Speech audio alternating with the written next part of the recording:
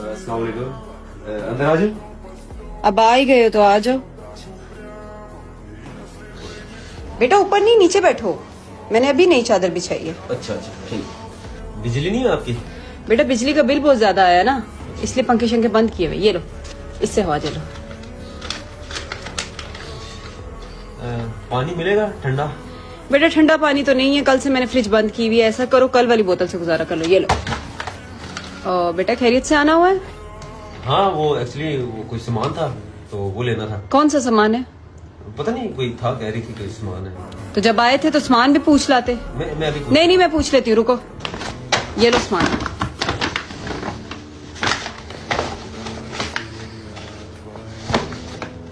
मैं निकलता हूँ फिर। तो निकलो ना, चाय के लिए दूध तो है नहीं जो तुमसे पूछूं। चलो और सुनो, जाते हुए दरवाजा बंद कर जाना। ठीक।